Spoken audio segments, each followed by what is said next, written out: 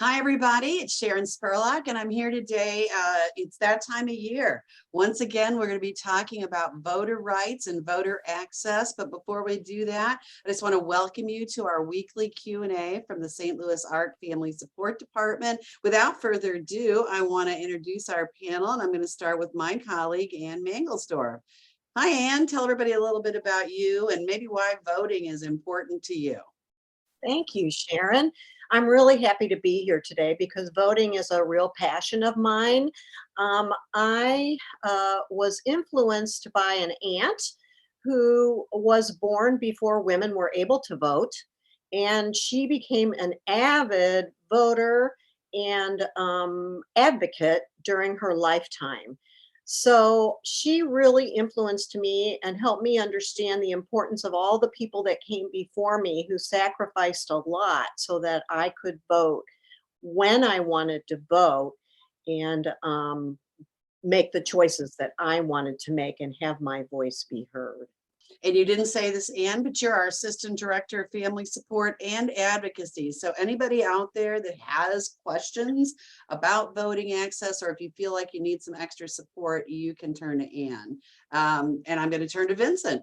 I'm a staff attorney with Missouri Protection and Advocacy Services, and I was in charge of our voting access grant up until just recently, but a new attorney will be stepping into that role pretty soon. I'll be working on voting access through the election, but after that, you may see a new face when it comes to voting access and Missouri Protection and Advocacy. But as far as the importance of voting goes, it's just important that everybody makes their voices heard. Everything is so contentious right now, and we really can't afford to lose one voice or 100 voices. So everybody's got to get out there and do their part. Democracy is voting is an important tool for our democracy, and we need to acknowledge that. So thanks for having me today. Wonderful. We're so glad you could be here. Let's turn to Gary and Chris. Chris, would you like to go first? Yes, I am Chris Fagan. I'm from the People First chapter in St. Joseph, Missouri. I'm president of the chapter, and I have a passion for this voting too. And here's Gary. I'm Gary Clauser, and I'm vice president of People First of St. Joseph. And my stepmother used to be the county clerk at Platte City, Missouri. And me and my family delivered boxes for all counties, like 40, 50 years ago. That's awesome. So it sounds like some of you guys for your whole lives have recognized that speaking up and voting is an important piece of your responsibility as a citizen and to really participate in our democracy, as Vincent said. I think where I want to start today is talking about voter education. I find it really that a lot of times people feel like it's too hard to figure out what it's on the ballot and what the different things on the ballot mean. So if I am planning to vote, what are some of your tips about how to find out what is on my ballot and to learn about the pros and cons of an issue? You go into your county clerk's office and you ask for a ballot. So you can get a ballot before voting day? Yes. Okay. And is that something that you do, Gary? Do you look at the ballot so you can see what the different candidates are? Yeah. Great. Gary, what do you do if you get a ballot to look at, a sample ballot, and there's something on there that you don't understand? How do you learn about it? You ask. You ask your county clerk. I mean, the secretary, or there's a lot of people in the office that you can So talk you to. ask right there in the clerk's office? Yes, you can, and then they'll tell you if you want more information, they'll tell you which direction is your voting poll is. Okay, so they can direct you to where to go to the polls. And if I don't have the kind of relationship at the county clerk's office that Gary has, what are some other ways that I can learn about issues and candidates? One place that I enjoy going to is the League of Women Voters, and it's www.lwvleagueofwomenvoters.org. So you can go there, and sometimes they will change the language so that it's much easier to understand. And they'll tell you what happens if you vote yes and what happens if you vote no. Are there any voter guides that are designed to help people with disabilities that are specific to them? I go to the secretary website, the state Secretary of website. State website? You can learn about candidates there too. Outstanding. Thank you. So, one of the questions that we had thought about asking when we got ready for this was whether or not you could vote if you have a guardian. And so I'm going to ask about that and how to set that up. You can vote if you retain the right to vote. Okay. So if you have a full guardianship, that means that you've probably not had the right to vote set aside, but is that something we can change, Ann or Vincent? Yeah, I'll jump in on that one. Chris and Gary are right there that, I mean, you can retain the right to vote even if you have no other rights. Everything's been stripped from guardianship, but I mean, technically, yes. I mean, if you have a full plenary guardianship, then you don't have any of those individual rights. But I mean, if you do retain the right to vote, then you technically have a limited guardianship. But what you'll want to do is for sure check the guardianship order, or have a trusted supporter check with you, and look to see whether or not that right to vote has been retained, just like Gary and Chris said. So ever since 2018, with the amendments to the guardianship statute, probate courts are supposed to be including in their orders whether or not the ward retains the right to vote. But I'm not 100% sure that they're always doing that. But at any rate, even if you don't have the right to vote because of a guardianship order, you can get it restored. In my experience, probate courts are generally they're ready to vote or to allow wards to regain the right to vote. It's not something that they typically stand in the way of. So at any rate, if you need some assistance with that, my agency has done some of those restorations in the past. And like I always say, please reach out to me or reach out to our application unit if you do not have the right to vote and you would like it restored. Cool. You're right. The law in 2018 really helped make that process easier in that you can just send a written letter to the probate court saying you want to have it revisited and relooked at. And I want to make a reference that we've had our probate court commissioners from St. Louis County on this show, and they've talked about this issue. So you can learn more about that on an additional video. So we have a question from our audience that if I've just gotten my right to vote restored under guardianship, where should I start? What's the first thing I should do? Well, first of all, you go to your county clerk and register yourself. Okay, so you can't just walk in and vote, you've got to register. Yes. And if I don't have transportation to go to the clerk's office, are there alternatives for me? Are there other ways I can register? You can register to vote absentee. However, the law has changed about absentee voting, and I'd be happy to talk about that. But Vincent, I'm wondering if you've got the most up-to-date information about that. Actually, the procedures for registering, I don't think have changed too much for the individual voters. Now, what has changed for registration is that organizations can't compensate people for registering others to vote. So like, let's say, for example, my agency wanted to go to a table at the event this weekend, the Dance the Vote event, and we wanted to register voters, and we got a dozen voter registration cards, and we took those to the local election authority, St. Louis City, St. Louis County, whatever, and turned those in. Well, we wouldn't be able to do that under the current law unless we wanted to volunteer our time. Now, you can't get paid for it, but you can still register as many people as you want. You just can't get paid for it. But since we would be using grant funds and everything, it's not something that we would want to tangle with. But at any rate, the procedure for voting for individuals is still pretty much the same.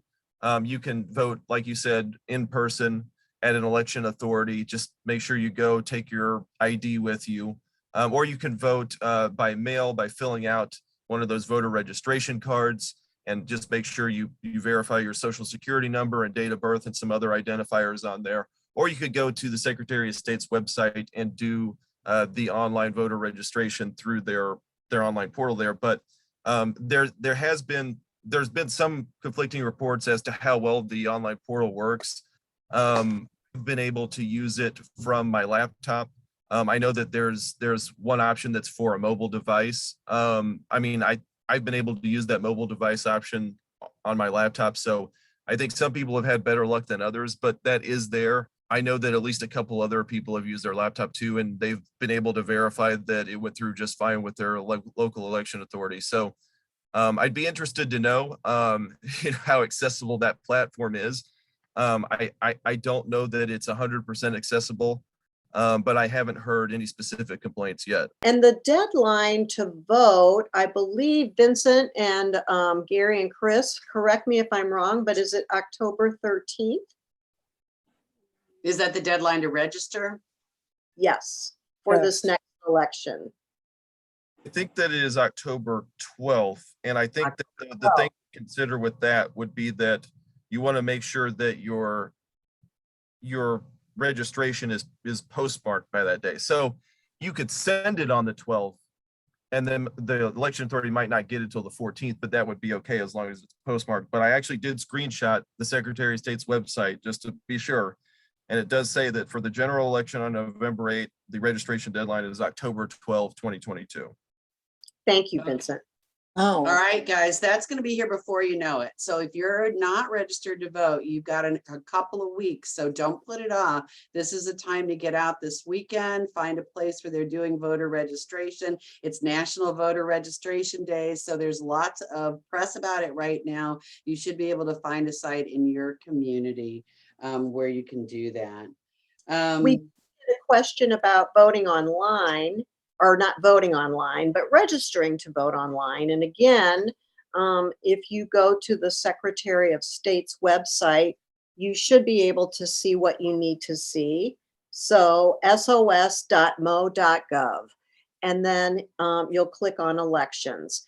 There is a place to actually sign online and hit the submit button, but your computer has to work for that particular program, but it's definitely worth checking. And is that site also the place where I would go if I'm not sure I'm registered? Yes, I see Vincent nodding his head and Chris and Gary nodding their heads. Yes, absolutely. Okay, so if you aren't sure if you're registered, don't wait. Go to sos.mo.gov and check. You can put your name in and they'll tell you whether you're registered.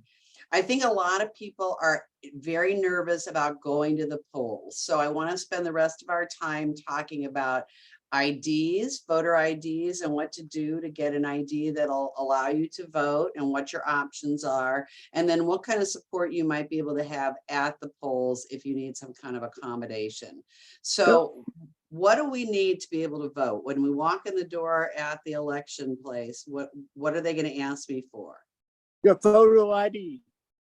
Photo ID. So, but what if I'm not a driver, Gary? What would I do? Well, you can have state ID. Okay. And it will say non-driver.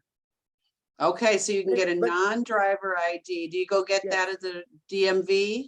Yeah. Yes. You can actually go to the Secretary of State's website again, and there is a place where you can request a free voter ID. There are a lot of photo ID clinics popping up now.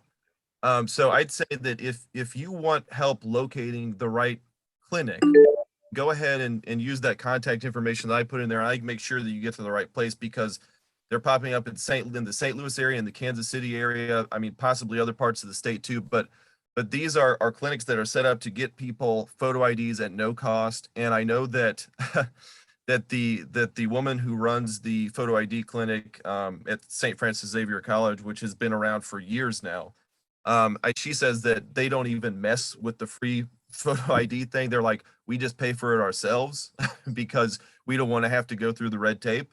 So, I mean, it might be one of those situations, but really, I mean, if you get in contact with the right people, you should be able to get a photo ID free of charge. So Yeah. let's talk about going to the polls. You can get your free ID, you've registered to vote, you've checked out the issues and figured out how you want to vote.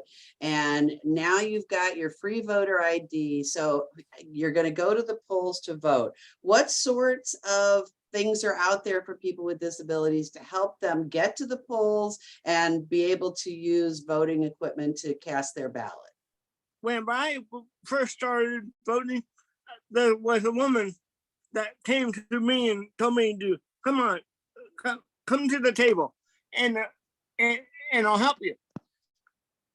But now you can have your friend come in, but only your friend can do it, and nobody else, and your friend will have to leave with you. I didn't know that. I didn't have no idea. I just as long as you have time, you could help people. So But you that's- can't just hang out at the No.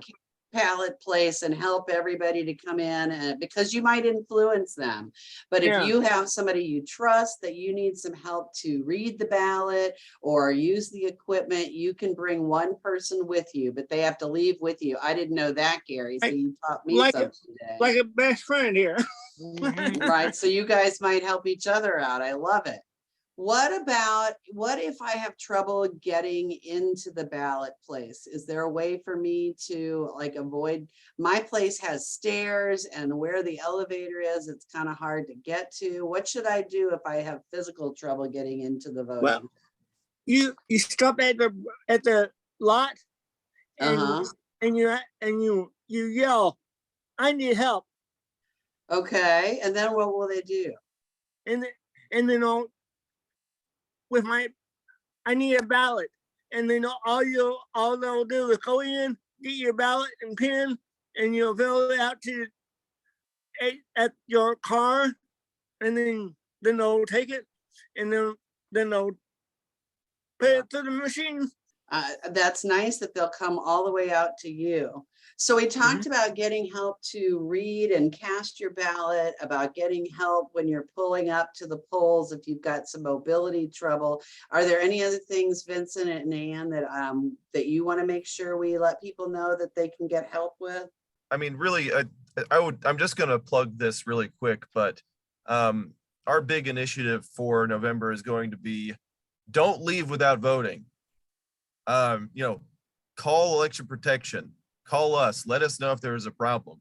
Don't leave without casting that ballot, because there's always a way to troubleshoot some of these problems. I mean, if you're looking at physical accessibility, then yes, there's curbside voting that Gary and Chris touched on. But there should also be accessible options inside the polling place too that sometimes poll workers don't always have set up properly. So, let election protection know, let me know, let my agency know, and we can help troubleshoot those problems. So one thing I wanted to note though is that with the curbside voting, be careful when you go to the polling place because they might not have the signs that tell you how to get your curbside ballot. Yes, it's true for any election, the poll workers should be bringing, or sending a team out of election judges from each party to, hand over a ballot and wait till you fill it out. But we're hearing a lot of complaints that that's taking a really long time, is that they're saying, well, we Yeah. don't have the people here to do that. So people are sitting in their cars waiting, 30 minutes to an hour. But yeah, I did want to also note that, again, the signage is always a problem.